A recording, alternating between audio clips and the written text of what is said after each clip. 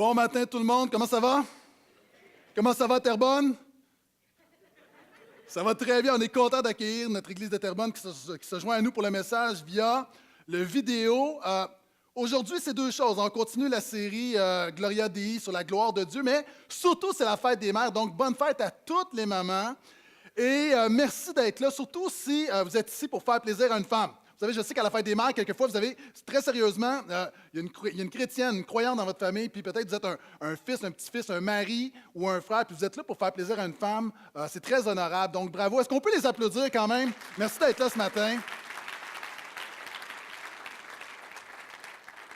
Et ce matin, c'est la fusion de deux univers, une série qui est déjà en cours, troisième message, et en même temps, c'est la fête des mères, et j'aimerais vous présenter un court vidéo d'une fusion de deux univers. Qu'est-ce qui se passe quand des mères ordinaires font du rap?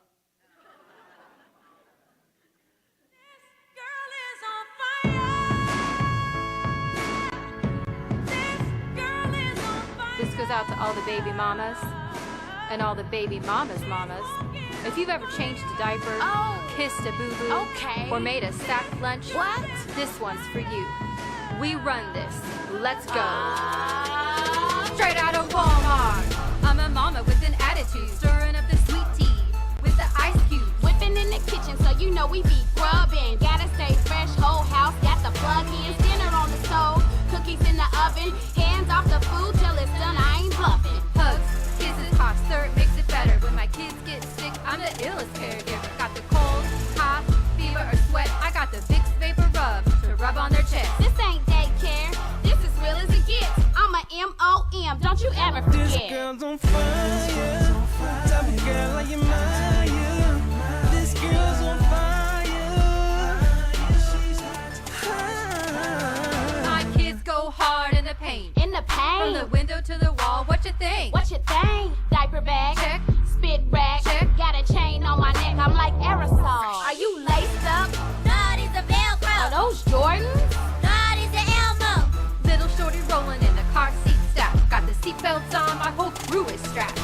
Cruising down the street and my baby throws a tantrum. Got my mama face cause I know he don't want none. 4, 3, 2 into the 1. When my counting is done, it's time out, This son. girl's on fire, type of girl I admire.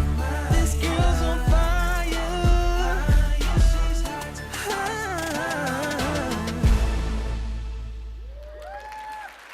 Yep, make some noise! Non.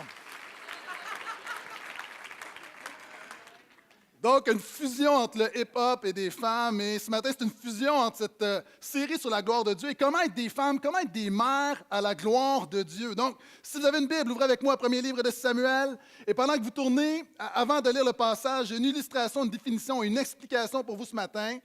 Premièrement, une illustration.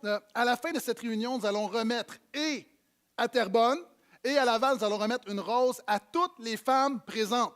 Le mot-clé dans ce que je viens de dire, c'est présente. OK, à chaque année, il y a des hommes qui veulent se faire une douzaine de roses pour leurs femmes. Ma mère est...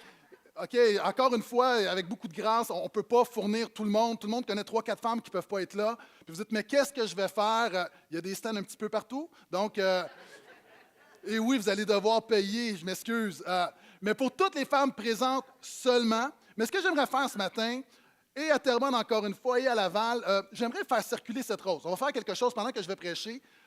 J'aimerais faire circuler cette rose. J'aimerais que vous puissiez sentir, toucher. Vous savez, souvent de fois, on est en contact avec des roses et juste, ayez pas peur, on en a en masse. Et j'aimerais qu'on la fasse circuler. Je vais revenir à la fin avec cette rose. Donc, j'aimerais que vous puissiez expérimenter la rose. Pasteur Denis à Laval, est-ce que tu peux la faire circuler?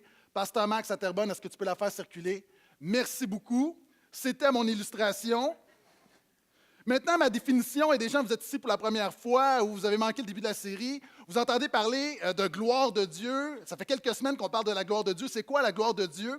En fait, ce matin, on va le comprendre comme un mot spécial pour désigner la présence active et agissante et visible de Jésus dans ta maison. Donc, vivre la gloire de Dieu pour une femme, c'est comment expérimenter, comment recevoir, comment préserver, comment maintenir l'action de Jésus dans ma maison. C'est ça la gloire de Dieu. Plus simple expression. Et je dois vous donner une explication. Maintenant, dans le texte qu'on va lire ce matin, il y a quelques concepts que je dois expliquer. Dieu a dit qu'il veut manifester sa gloire sur toute la terre. Donc, il veut que toute la terre reconnaisse qu'il est présent, qu'il est actif. Et Dieu dit que non seulement sa gloire est présente sur toute la terre, mais elle est particulièrement présente à certains endroits. Donc, dans tout l'univers, Dieu est présent, mais il agit particulièrement sur la terre. Et sur la terre, il agit particulièrement dans son peuple. Et dans l'Ancien Testament, dans l'Ancienne Alliance, autrefois avant la venue de Jésus, qui servait à préparer la venue du Messie, Dieu a dit qu'il était pour être particulièrement présent dans un temple, dans l'Église de l'époque. Et dans l'Église, il y avait on pourrait dire un outil, un instrument liturgique qu'on appelle l'Arche de l'Alliance. On a une image ici. Et dans l'Ancienne Alliance, avant Jésus, c'était l'endroit, c'était le symbole de la gloire de Dieu. Donc, Dieu aime illustrer les choses. Évidemment, Dieu ne repose pas dans une petite boîte, mais Dieu disait, je vais me manifester particulièrement là où va être le coffre ou l'Arche de l'Alliance. Et l'Arche de l'Alliance est bien connue avec Indiana Jones, les aventuriers de l'Arche perdue. Donc, on parle de cette arche-là qu'on retrouve dans la Bible.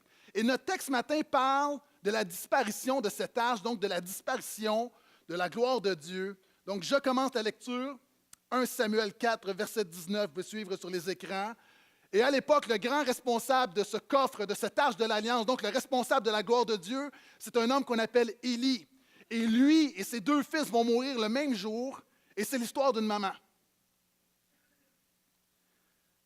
Sa belle-fille, la femme de Phinehas, était enceinte. Elle était sur le point d'accoucher. Je suis au verset 19. Lorsqu'elle apprit que le coffre de Dieu ou l'Arche de l'Alliance avait été pris, donc le symbole de la gloire de Dieu avait été prise, et que son beau-père et son mari étaient morts, elle se courba et accoucha, car les douleurs l'avaient saisie. Comme elle allait mourir, celle qui se tenait auprès d'elle lui dit, « N'aie pas peur, tu as mis au monde un fils. » Mais elle ne répondit pas, elle ne voulut pas y prêter attention. Elle appela le garçon Ikabod, qui veut dire « Où est la gloire ?» En disant « La gloire est partie d'Israël », c'est à cause de la prise du coffre de Dieu et à cause de son beau-père et de son mari. Elle dit, la gloire est partie d'Israël car le coffre de Dieu a été pris. Ici, c'est l'histoire d'une mère. C'est l'histoire d'une mère qui, sur le point d'accoucher, réalise qu'il y a eu une tragédie et elle vit un deuil. Vous savez, on a fait un sondage pour connaître les pires craintes des femmes. Et les 4 pires craintes des femmes sont les suivantes. La perte d'un être cher, avoir une maladie mortelle, l'échec et l'inconnu. Et c'est l'histoire d'une mère qui vit les 4 en même temps.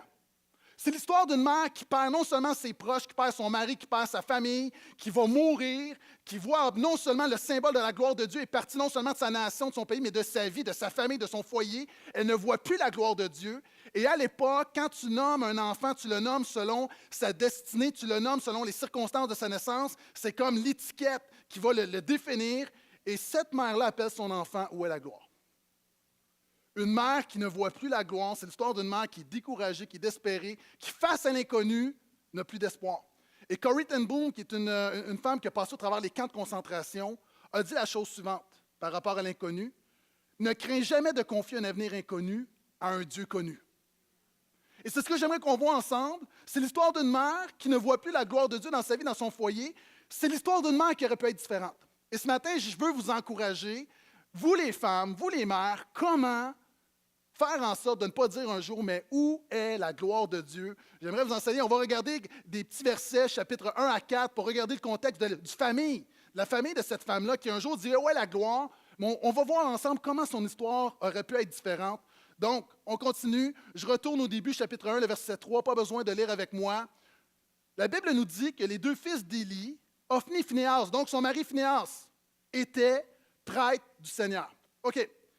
C'est l'histoire d'une femme, c'est l'histoire d'une mère dont le mari est un prêtre, est un pasteur, est un leader spirituel.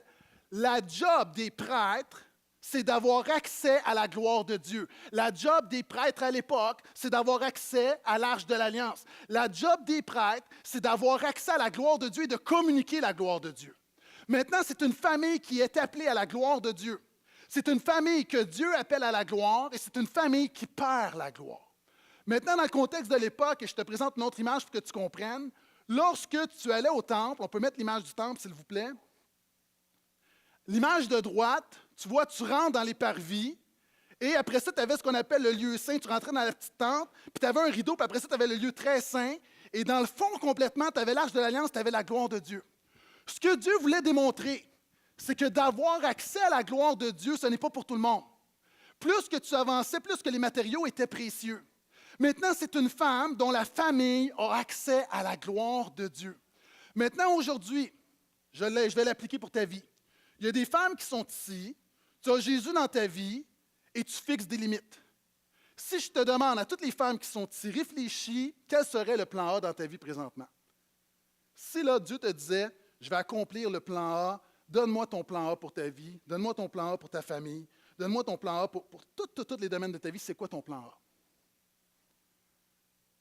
Et beaucoup de femmes se fixent des limites, se disent, je ne suis pas assez, je ne peux pas aller, Dieu, j'aimerais voir, j'aimerais espérer le meilleur pour ma maison, j'aimerais espérer le meilleur pour mon mari, pour mes enfants, mais on se fixe des limites parce qu'on dit, je ne suis pas assez. Puis je veux juste te donner une bonne nouvelle. Quand Jésus est mort, la Bible nous dit que ce voile-là qui protégeait la gloire de Dieu a été déchiré et qu'en Jésus, tu as accès à la gloire de Dieu. Et le premier principe ce matin, c'est crois qu'il est possible de voir la gloire de Dieu dans ton foyer. Mesdames, crois qu'il est possible de voir la gloire de Dieu dans ton foyer. Non seulement le voile a été déchiré, maintenant c'est une image dans l'Ancienne Alliance, dans l'Ancien Testament, de ce que nous avons maintenant en Jésus. Tu as accès à la gloire de Dieu, mais la Bible dit qu'il a fait de nous, tous les croyants, tout le monde ici qui croit que Jésus est Seigneur et Sauveur, la Bible dit que nous sommes des prêtres spirituels. Est-ce que tu sais que je ne suis pas plus prêtre que tu es prêtre? Même on m'appelle pasteur, mais au niveau de Dieu, tu es autant pasteur que moi, j'ai une fonction, mais je n'ai pas accès à plus d'onction, je n'ai pas accès à plus de bénédiction, je n'ai pas accès à plus de gloire. En Jésus, nous sommes un. Et ce que j'ai accès, tu as accès en Jésus. Et ça, c'est important de le comprendre. Qui tu es en Jésus? Crois qu'il est possible d'avoir la gloire de Dieu dans ton foyer. Crois qu'il est possible. Dieu veut t'aider. Crois qu'il est possible. Il y a des gens ici, vous avez une chicane avec vos enfants. Crois que Dieu peut vous réconcilier.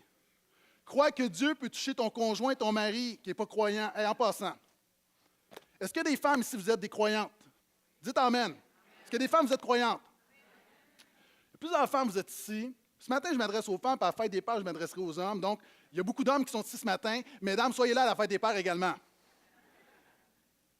Plusieurs femmes, vous êtes dans l'Église, vous venez à l'Église avec vos enfants, votre mari ne suit pas, votre chum ne suit pas, votre conjoint ne suit pas, le père des enfants ne suit pas.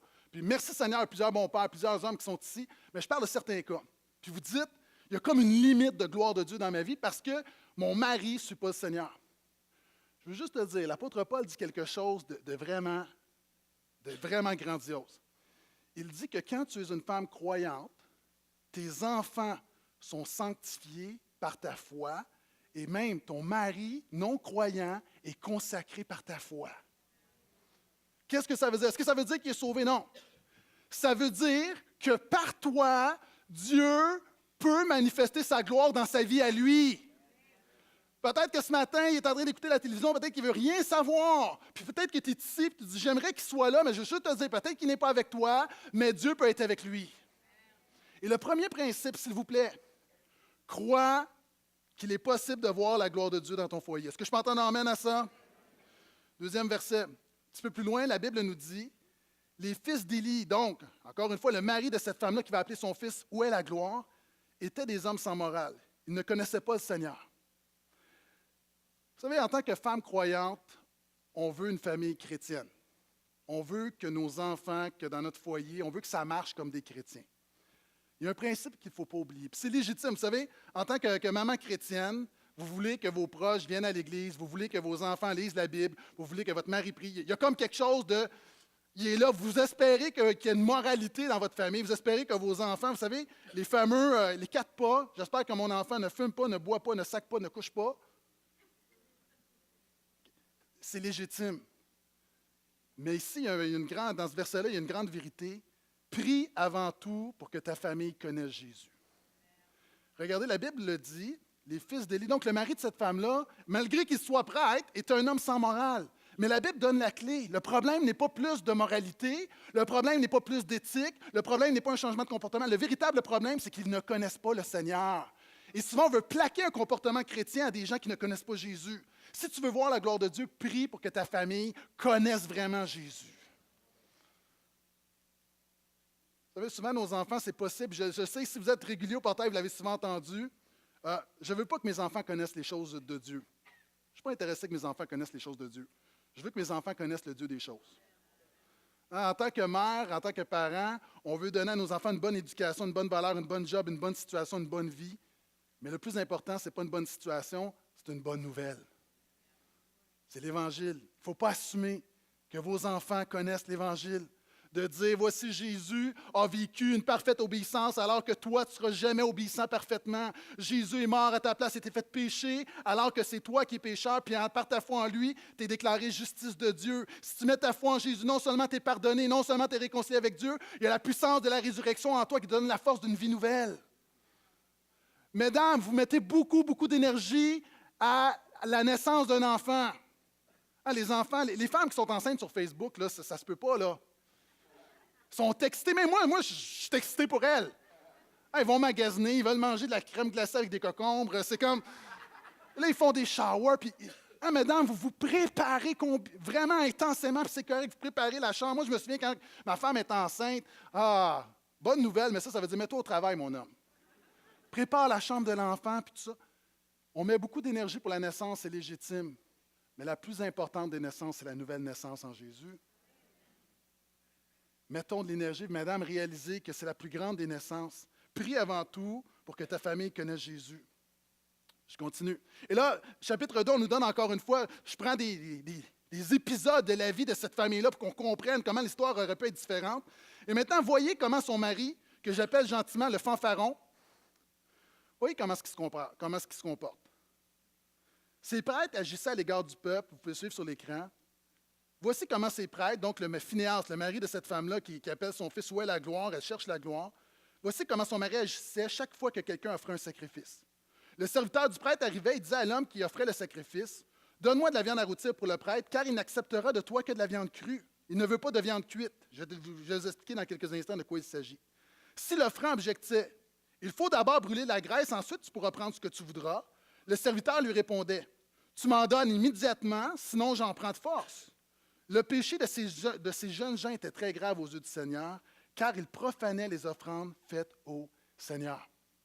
OK, à l'époque, lorsque tu offrais un sacrifice à Dieu, peu importe, pour reconnecter avec Dieu parce que tu avais péché, il y a différentes sortes de sacrifices, il y avait une portion de la viande, lorsqu'on offrait tout le sacrifice, c'était cuit, on offrait une portion, par exemple une cuisse, au prêtre. C'est une manière de fournir un salaire. Maintenant, ces gars-là, voyez ce qu'ils font. Non seulement ils vont voler le peuple, ils vont voler le Seigneur, eux autres, ils disent non, non, non. Nous autres, on veut la viande crue. Okay? Ils sont en train de se monter un congélateur Costco. OK, ces hommes-là volent. Pourquoi? Parce qu'habituellement, tu offres tout au Seigneur. Pourquoi? Parce que c'est la graisse, bonne odeur, c'est le sacrifice, c'est l'image de la prière qui est agréée de Dieu. Et eux autres disent non, non, nous autres, on sert avant le Seigneur. Maintenant, suivez-moi bien.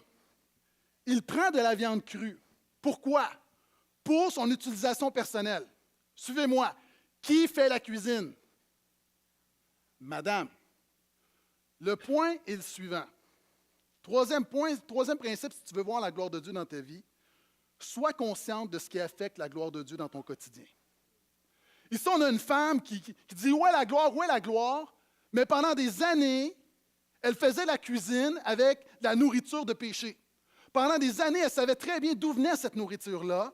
Et souvent, on veut la gloire de Dieu, mais on n'est pas conscient des petites choses dans le quotidien qui viennent nous voler la gloire de Dieu. Si tu es là, dis amen. Vous savez, la gloire de Dieu, c'est un peu comme ça. Ça, c'est nos vies.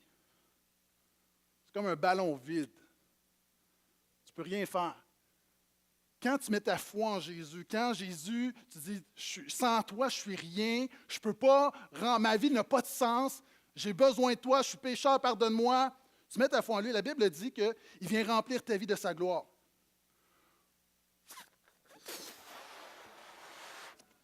Là, vous me jugez, vous dites, voyons, c'est pas difficile à souffler une balloune. Oui, mais quand ça fait 15 minutes que tu prêches, oui.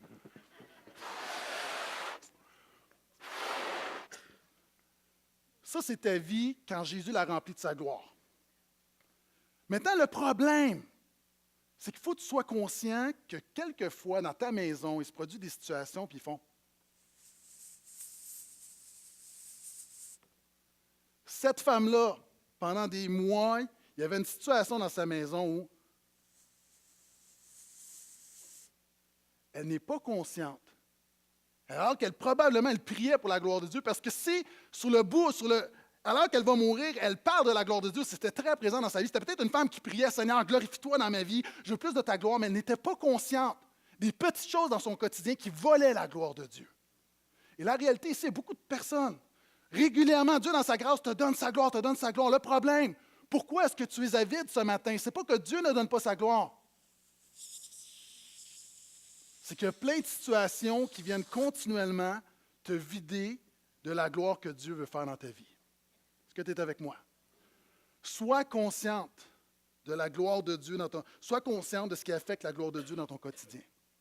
On continue. Et là, c'est triste. On nous raconte encore une fois ce que faisait son mari. Élie entendait dire comment ses fils agissaient envers les Israélites, et même qu'il couchait avec les femmes qui accomplissaient leur service à l'entrée de la tente de la rencontre. Come on! Là, c'est comme, cette femme-là a un mari, Phinéas, c'est un prêtre, il a accès à la gloire de Dieu. OK? Il n'est pas compétent, mais ça arrive. Mais non seulement il n'est pas compétent, c'est un voleur, c'est quelqu'un qui va intimider le peuple de Dieu, il va les voler, il vole Dieu, il se moque de Dieu, et en plus, il y a des femmes qui sont censées, qui font l'entretien de la maison de Dieu, puis lui, il couche avec les femmes qui font l'entretien dans la maison de Dieu. On s'entend que ça ne va pas bien. Maintenant, il y a des gens qui vous disent, OK, Pasteur Gaétan, j'ai vraiment hâte de voir le principe que tu as pour nous ce matin. J'aimerais dire, premièrement, que le mariage est une chose difficile. Ça prend 2 personnes pour construire un mariage, mais ça prend 1 personne pour détruire un mariage. Le mariage est quelque chose de difficile. Puis il y a des gens ici, hommes et femmes, tu as des difficultés dans ton mariage ou tu as vécu un divorce, et il y a des gens ici qui ont une part de responsabilité puis une part de victime.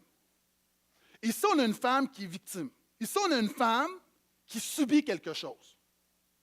Ici, on a une situation où voir la gloire de Dieu dans ta maison, ça passe également. Tu ne peux pas voir la gloire de Dieu dans ta maison si tu ne vois pas la gloire de Dieu dans ton mariage. Est-ce que vous êtes là? Maintenant, moi, il y a les 4 1. Les 4 1 qui affectent le mariage.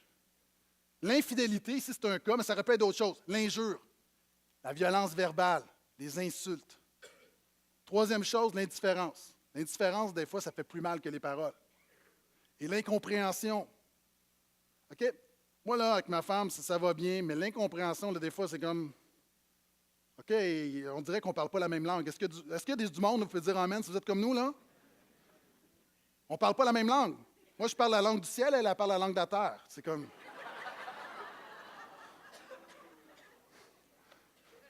Je me fais huer ce matin, wow! Hein, l'incompréhension, c'est comme une femme qui est délaissée par son mari, puis elle dit à son mari un matin, là, parce qu'elle regarde le voisin qui sort, puis il embrasse sa femme passionnément, puis il s'en va travailler. Puis elle dit, pourquoi tu ne fais pas comme notre voisin, là? Hein, chaque matin, il embrasse sa femme passionnément, puis il commence sa journée comme ça. Hein, pourquoi tu ne fais pas ça, toi? Puis le mari dit, OK, ça te fait plaisir, mais je ne la connais pas beaucoup, la voisine. Incompréhension. Maintenant, j'ai un principe spirituel là-dedans. Si ton mariage, il y a des difficultés dans ton mariage, et pas, je dis si juste pour être poli. Mais si tu es marié, c'est sûr que tôt ou tard, à un moment donné ou à un autre, tu vas avoir un pépin. Donc, le principe est le suivant. Si tu veux voir la gloire de Dieu, fais confiance à Dieu pour ton mariage. Cette femme-là, moi, là, si je l'ai dans mon bureau, là, je ne sais vraiment pas quoi dire. La seule chose que je peux dire, fais confiance à Dieu. Pourquoi il n'y a pas de réponse? La seule chose, remets-toi à Dieu qui est plus grand que n'importe quoi. Puis vous savez, on l'entend souvent, mais la Bible dit que la corde à 3 brins ne seront pas facilement. On fait des mariages, puis on dit toujours, c'est un verset qu'on cite, la corde à 3 brins ne seront pas facilement. Quand tu as 2 personnes, ce qui fait que ça tient ensemble, la grâce particulière, c'est le mariage. Puis il y a des gens qui disent, moi, je ne me marie pas, je ne me mets pas la corde au cou. Conviction personnelle, il y a plein de gens qui ne se marient pas parce qu'on peur que si ça ne marche pas, ben là, on va être liés. Déjà, c'est une très mauvaise manière de commencer ta vie, de commencer une relation. Mais moi, je crois que la corde de mon mariage, ce n'est pas quelque chose qui me lie, c'est quelque chose qui nous protège. Je pense que si tu es marié, puis je vais dire un principe qu'on n'emploie pas souvent. Vous savez, on parle souvent du mariage, et ce qui fait la différence entre un couple marié et un couple non marié, ce n'est pas la cérémonie, ce n'est pas le papier, ce n'est pas la réception, ce n'est pas la bague, c'est une personne, Jésus. La Bible dit que l'homme ne sépare pas ce que Dieu a uni. Puis on met beaucoup d'accent sur que l'homme ne sépare pas. Mais est-ce qu'on pourrait s'arrêter de réaliser que si tu es marié, c'est Dieu qui t'a uni? Et il y a quelque chose de plus fort dans ton mariage. Donc, évidemment, il y a des gens ici, ce n'est pas votre témoignage. Et je le dis avec grâce. Mais je parle à des gens, je parle à des gens, des couples. Vous ne savez pas si vous devriez vous marier, vous avez des enfants ensemble, vous voulez faire votre vie ensemble, puis vous ne savez pas. Moi, je pense que le mariage, c'est une protection, c'est une grâce, c'est une bénédiction. Je pense qu'en même temps, même si c'est d'être égoïste de se marier parce que tu vas chercher une protection supplémentaire que tu pars des liens du mariage, j'en suis convaincu, c'est biblique, c'est spirituel, c'est Jésus. C'est mon opinion. OK? En passant, mais mon opinion n'est pas toujours infaillible comme ça. Mais tu as besoin. Puis il y a des gens ici, tu es marié, tu es découragé. Moi, je veux juste t'encourager ce matin. Fais confiance à Jésus parce que ce n'est pas un mariage, on se dit souvent, j'ai dit tout à l'heure, c'est 2 personnes, ça prend 2 personnes pour que ça marche. Mais le mariage, c'est plus que 2 personnes. Si tu t'es marié, Jésus est dans ton mariage. Les gens disent, oui, mais on s'est marié, puis j'étais pas chrétien, on n'était pas chrétien. Mais aujourd'hui, tu l'es, puis peu importe que tu sois chrétien ou pas, moi, je pense que le mariage vient de quelque chose de biblique, quelque chose de divin, et Jésus est dans ton mariage. Je continue. Et là, ça va vraiment pas bien. Dieu envoie un homme pour parler à Élie. Il va lui dire la chose suivante, parce que ses fils sont tout croches, donc c'est le beau-père de la dame qu'on a vue tout à l'heure. Et la Bible nous dit, chapitre 2, le verset 27, « Un jour, un homme de Dieu vint trouver Élie et lui dit, « Voici ce que déclare le Seigneur. Tu honores tes fils plus que moi. Moi, j'honorerai celui qui m'honore, mais ceux qui me méprisent deviendront peu de choses. » 5e principe, n'honore pas tes enfants plus que Dieu. N'honore pas tes enfants plus que Dieu. Charles Spurgeon, qui est considéré comme le prince des prédicateurs, comme un des plus grands prédicateurs que la terre a porté, raconte qu'un jour, il a entendu sa mère faire cette prière, sa mère qui est une femme de prière, et une prière qui a changé sa vie, et elle était dans son lieu secret. Puis voici ce qu'elle a prié. « Seigneur, si mes enfants vivent dans le péché, ce ne sera pas par ignorance qu'ils périront, et mon âme portera un vif témoignage contre eux au jour du jugement dernier, s'ils ne s'appuient pas sur Christ et ne le proclament pas comme leur sauveur personnel. » Wow! Une mère qui réalisait l'importance de l'éternité. Puis souvent de fois, on honore nos enfants plus que Dieu. Comment ça se traduit? Vous avez des jeunes enfants, et je le dis je le dis sans jugement. Et j'ai appris que lorsque tu achètes la paix avec tes enfants, puis tu fais des compromis, tôt ou tard, tu vas payer. Et je vais le dire autrement, il y a des gens ici, vous avez des enfants qui sont rendus adultes, puis qui vous manquent de respect à cause de votre foi.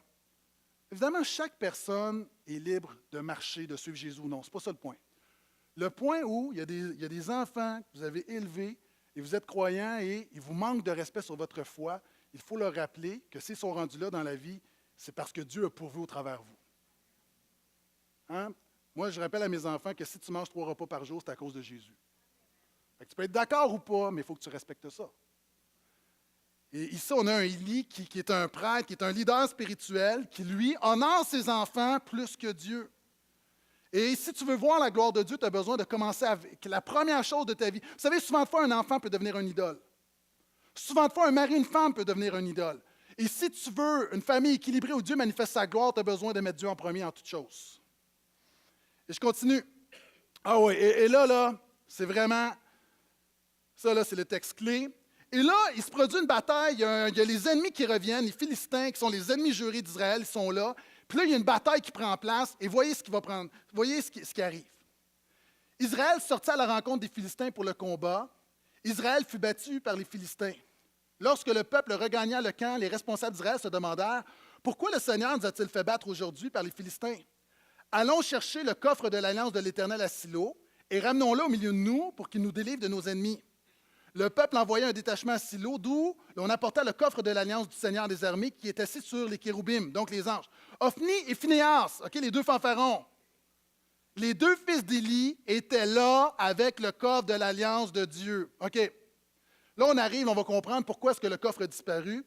Ils vont à la guerre, ils se font battre. Et là, ils se disent, OK, pourquoi est-ce qu'on a perdu? On a besoin d'un porte-bonheur. On va aller chercher l'arche de l'alliance. On va aller chercher le coffre qui représente la gloire de Dieu. Alors que tu te fous de la gloire de Dieu dans ton quotidien, à un moment donné, tout à coup, tu penses que parce que tu vas chercher le gugus, que tout à coup, Dieu va être avec toi. Hein, c'est comme si ça ne va pas bien, va chercher Ginette, elle va chanter, on va gagner.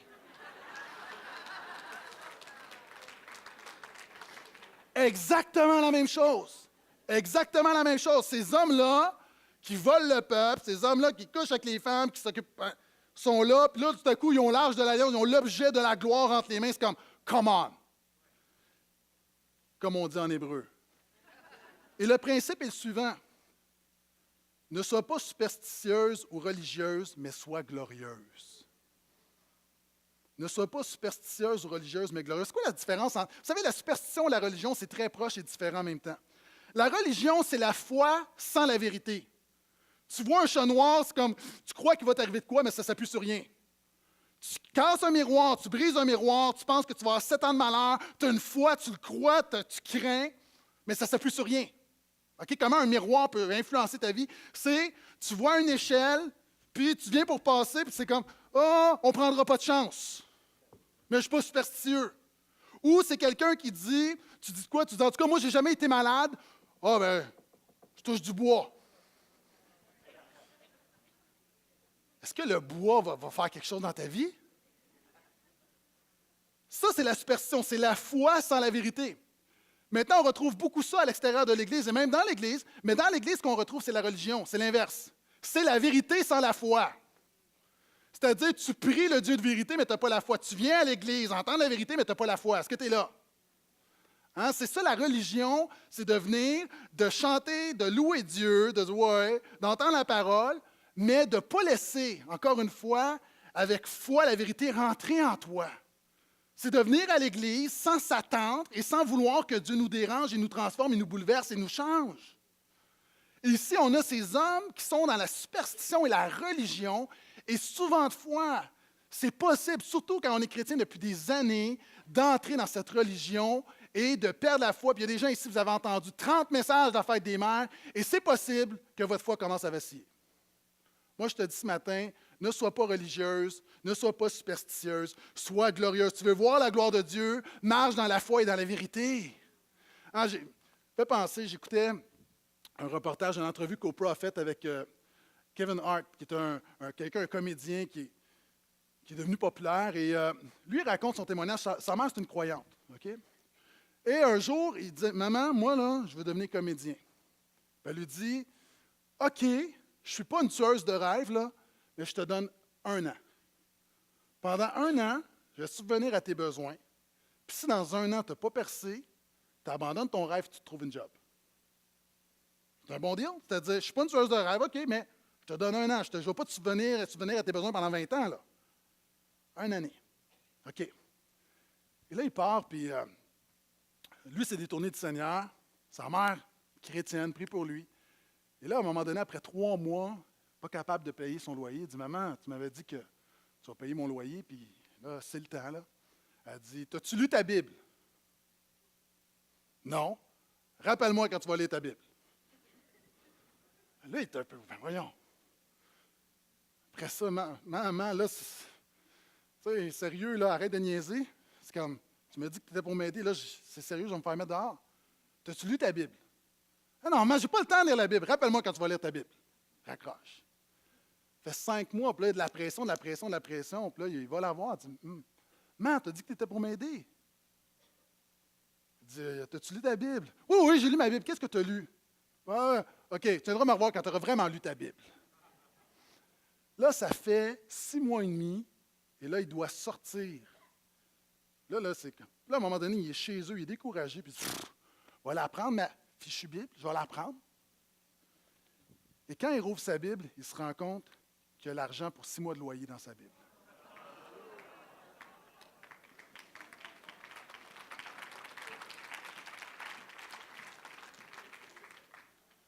C'est vrai, ce n'est pas une affaire qu'un pasteur invente, là. Témoignage d'un non-chrétien qui dit, la réalité, c'est ça, c'est qu'à un moment donné, il y a des choses qui sont essentielles. Et la foi et la vérité, ce n'est pas juste lire la Bible pour lire la Bible. Je ne connais pas l'état de c'est une illustration, je ne connais pas l'état de son cœur, mais c'est de croire que quand tu rouvres la Bible, il y a quelque chose de tangible pour ta vie. Ce n'est pas juste du vent, il y a quelque chose de pratique, de tangible, d'authentique. Et la gloire de Dieu, c'est quelque chose de tangible dans ta vie. Ce n'est pas un petit nuage que tu restes, c'est quelque chose de tangible qui fait la différence. La gloire de Dieu, c'est la présence visible et active de Jésus dans ta maison.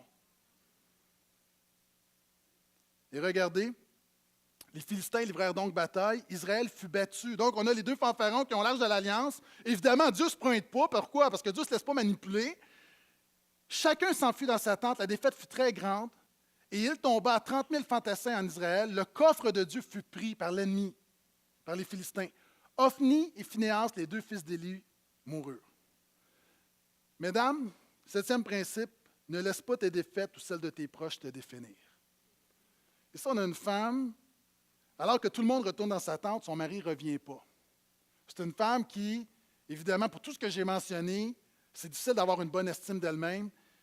Et vous savez, le plus grand, cette semaine, j'ai lu un peu pour savoir, c'est quoi les besoins des femmes? Okay? Je n'ai pas la prétention d'y être arrivé, là, mais une des choses qui revient beaucoup, c'est la culpabilité. Je zappais à la radio, je suis tombé sur l'émission de Véro, Véronique Cloutier, puis justement, il y avait quelqu'un qui lui demandait, « Toi, Véro, là, c'est quoi le plus grand défi d'être une femme, d'être une mère? » Puis elle disait la culpabilité. Et on le voit, la culpabilité, ça soigne dans le texte ici, cette femme-là qui appelle son fils Ichabod, c'est comme ça dégouline de culpabilité. Hein? Les femmes se sentent coupables pour toutes. J'ai bien dit pour toutes. C'est pire que pour toutes. Tu sais, pour tout, mais pour toutes. Hein, le ménage de la maison n'est jamais assez propre. Est-ce qu'il y a assez de légumes dans le lunch des enfants? Vous vous sentez coupable de manger du chocolat? Vous vous sentez coupable de ne pas aller au gym? Vous vous sentez coupable d'aller travailler? Ou vous vous sentez coupable de rester à la maison, de ne pas aller travailler? Vous vous sentez coupable pour vos enfants? Vous vous sentez coupable pour votre mari? Vous vous sentez coupable pour plein de choses? Vous vous sentez coupable pour les échecs de vos enfants? Vos enfants, peut-être eux-mêmes, se sont détournés du Seigneur, peut-être qu'ils vivent un divorce, qu'ils vivent des situations, puis vous le prenez personnel. Et au bout de la ligne, c'est « suis-je une bonne mère? » Maintenant, le principe est très important. Ne laissez pas vos défaites ou les défaites de ceux qui vous entourent vous définir. Super important. Ici, là, c'est une des erreurs que cette femme-là a fait. Et savez-vous quoi? Sur un message sur la gloire, il y a possiblement et probablement et assurément des femmes, vous êtes ici ce matin, là, puis vous vous sentez coupable de ne pas assez expérimenter la gloire de Dieu dans votre maison. Ça devient contre-productif, on ne s'en sort pas. La réalité, souvent les femmes ont une image d'elles-mêmes qui n'est pas la réalité. Et on a demandé à des mères comment elles se voyaient, c'est en anglais, on l'a traduit, comment elles se voyaient. Et on a demandé ensuite à leur enfant, comment tu vois ta maman? Donc j'ai presque terminé, vidéo sur, justement, l'image réelle de ce que nous sommes. Oh, oh, oh! Je sais que vous l'avez aimé, mais ce n'est pas celui-là. Même si vous avez coupé le son, je vois l'image quand même, hein?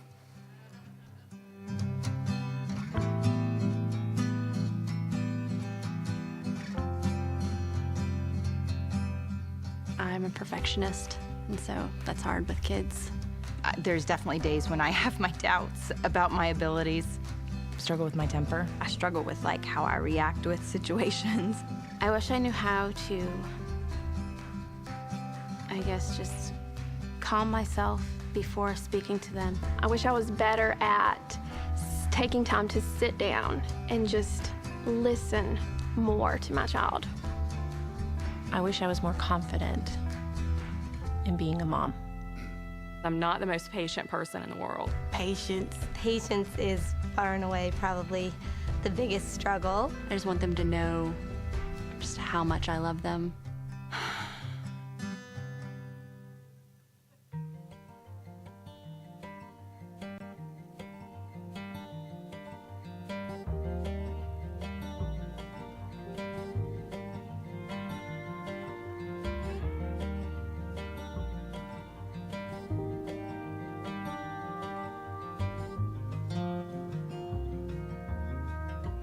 My mom is totally awesome.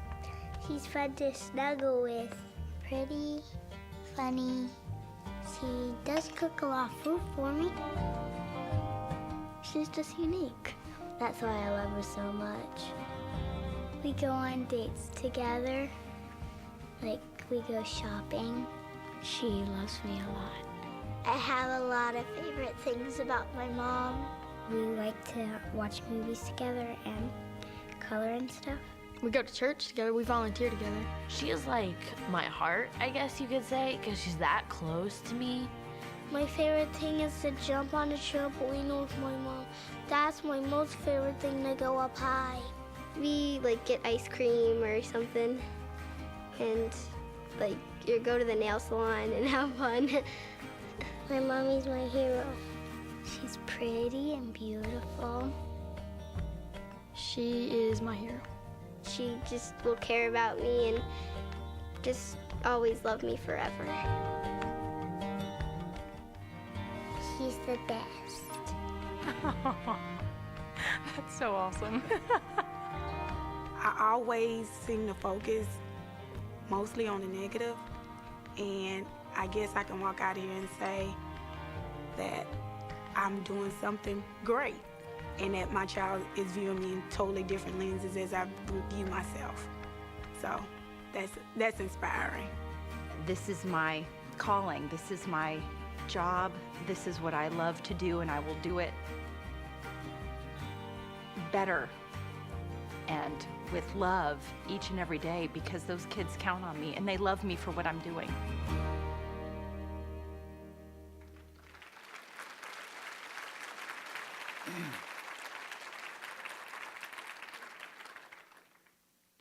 Où est la gloire? Où est la gloire? Hein, dans le quotidien, c'est facile de ne pas voir la gloire de Dieu. Et le cri de cette femme, je pense que c'est le cri de toutes les femmes qui sont ici. On cherche la gloire de Dieu, on veut plus de gloire dans ma vie. Et je termine avec ce dernier élément. Des années après, alors que tout au long de l'Ancien Testament, on pose la question, où est la gloire? Où est la gloire? Et un jour, on amène Jésus à un homme, petit bébé. Cet homme-là s'appelle Siméon, il prend Jésus. Il dit la chose suivante, il dit, « Seigneur, tu laisses ton serviteur s'en aller en paix. Maintenant, mes yeux ont vu ton salut, mes yeux ont vu ta gloire. » Vous savez, la gloire de Dieu, quand il regarde Jésus, ce n'est pas le petit bébé, il est en train de dire que la gloire de Dieu peut être la seule manière de véritablement la vivre, c'est au travers de la personne et l'œuvre de Jésus.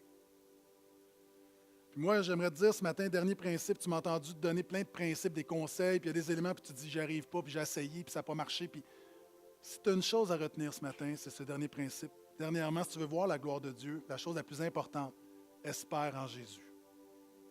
Espère en Jésus. Pas d'étape de espère en Jésus.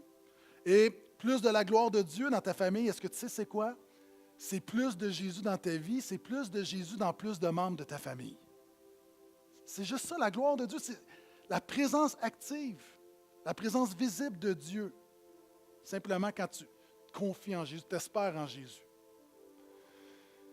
Et j'aimerais qu'on me ramène la rose qu'on a fait circuler. On peut la ramener aussi à Terrebonne. On peut la redonner à Pasteur Maxime. Je vais demander à Pasteur Claude de ramener la rose. Merci.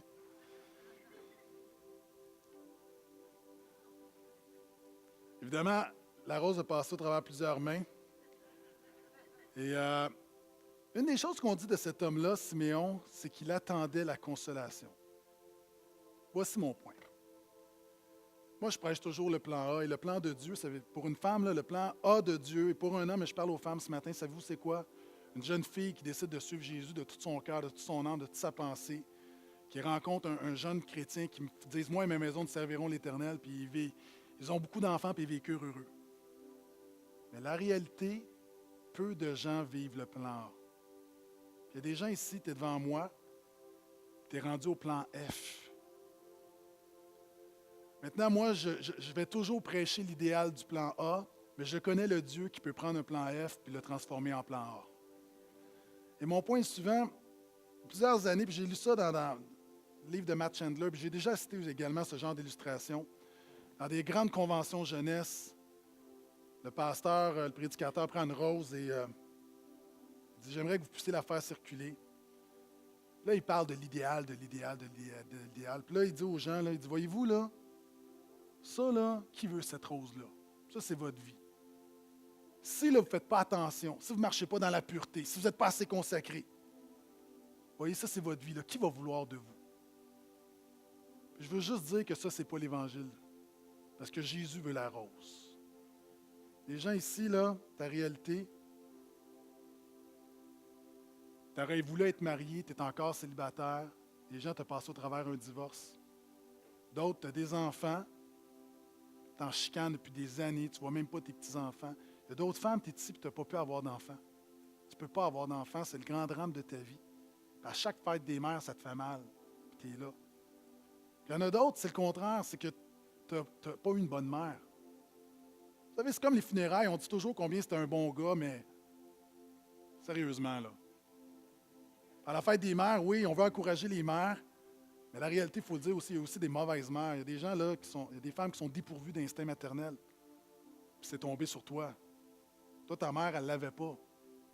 Tu étais abandonné. Puis la réalité, souvent, on est comme cette rose. Des femmes, ici, tu as passé entre plusieurs mains. La vie t'a magané. Puis la dernière chose que je veux faire ce matin, c'est dire, comme ces prédicateurs, souvent comme on a dit dans beaucoup d'églises, mais l'accent, voici, tu vas être capable, soit fais de toi une belle rose, préserve-toi. Moi, je dis, si t'es comme ça ce matin, je veux juste déclarer que Jésus veut de toi. Et à chaque femme qu'on va donner une rose, ce n'est pas une condamnation de voici ce que tu n'es pas, c'est une promesse de en Jésus, voici ce que tu peux devenir. Il est celui qui restaure. C'est magnifique parce que le verset dit, il ne casse pas la rose brisée. Elle est déjà brisée. Alors que souvent on disait, personne ne veut de toi. Ça, ce n'est pas l'évangile de Jésus. Donc, peu importe ce que tu vis ce matin, peu importe ta souffrance, peu importe tes manquements, tu entendais et tu dis, je ne suis pas capable, je n'y arrive pas, sois béni. Parce que par Jésus, tu peux y arriver. Dans sa grâce, tu peux y arriver. Yes.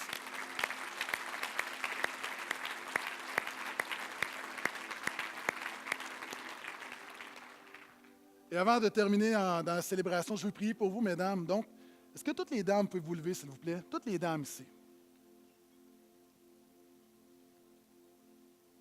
Des centaines d'histoires, alors qu'à Terrebonne, vous vous levez également, des centaines d'histoires différentes.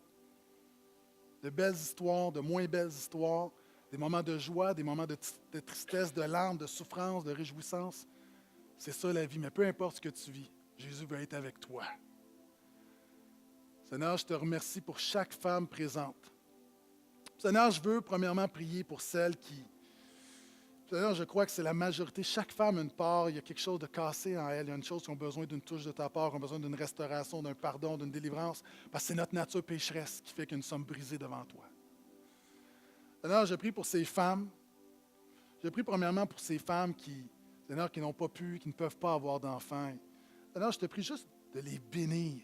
Seigneur, merci pour leur présence ce matin. Seigneur, que tu puisses les fortifier, les encourager. Alors que souvent l'ennemi veut leur faire croire qu'ils sont diminués ou il leur manque quelque chose. Seigneur, nous avons tout pleinement en toi. Seigneur, il n'y a pas deux conditions. Seigneur, chacun d'entre nous, nous sommes précieux entre tes mains. Je te prie de les bénir et je te prie, Seigneur, de les encourager, de les fortifier. Et Seigneur, de mettre des gens autour d'eux. Seigneur, de la même manière qu'il y a des mères naturelles qui sont de mauvaises mères, je sais qu'il y a des femmes qui ne peuvent pas avoir d'enfants qui sont de bonnes mères spirituelles. Seigneur, qui ont quelque chose à donner, à communiquer. Seigneur, sers-toi d'eux. Tu les appelles à servir, sers-toi d'eux. Seigneur, je te prie pour d'autres qui sont ici, qui disent, je suis ici, mais mon mari, mon chum, mon conjoint n'est pas là. Peut-être le père de mes enfants me laisser. Puis, Seigneur, je te prie ce matin de faire grâce. Alors qu'elle se confie en toi, fais grâce, ô Dieu. Fais grâce. Seigneur, je prie pour des mamans, peut-être des jeunes mamans qui sont débordées à la maison, qui sont fatiguées, qui sont épuisées. Je te prie non seulement pour aujourd'hui, mais pour les jours à venir, Seigneur, pour du repos. Je te prie que tu puisses pourvoir de l'aide autour. Seigneur, je prie pour des femmes qui n'ont plus contact avec des enfants, avec des petits-enfants. Et Seigneur, à chaque fois que j'ai fait cette prière publique, nous avons reçu des témoignages de restauration. Et je fais ce matin cette prière à nouveau au nom de Jésus, qu'il y ait une réconciliation. Seigneur, je prie pour tous les enfants représentés dans ce lieu qui se sont éloignés de toi. Seigneur, je te prie qu'ils connaissent Jésus. Je te prie que tu les touches au nom de Jésus. Seigneur, je prie pour Seigneur, les femmes qui sont ici, qui sont célibataires, peut-être des mamans monoparentales qui prient que tu envoies un homme de Dieu. Seigneur, je prie que tu le fasses. Envoie un homme de Dieu pour elles au nom de Jésus. Et Seigneur, nous sommes ici ce matin pour célébrer chaque femme, pour célébrer chaque mère. et pour célébrer ta grâce. Seigneur, je prie que chaque femme ici, alors qu'elles reçoivent maintenant une portion de ta gloire, donne-leur la grâce d'expérimenter ta gloire dans leur quotidien, dans leur foyer, dans leur maison, au nom de Jésus. Amen.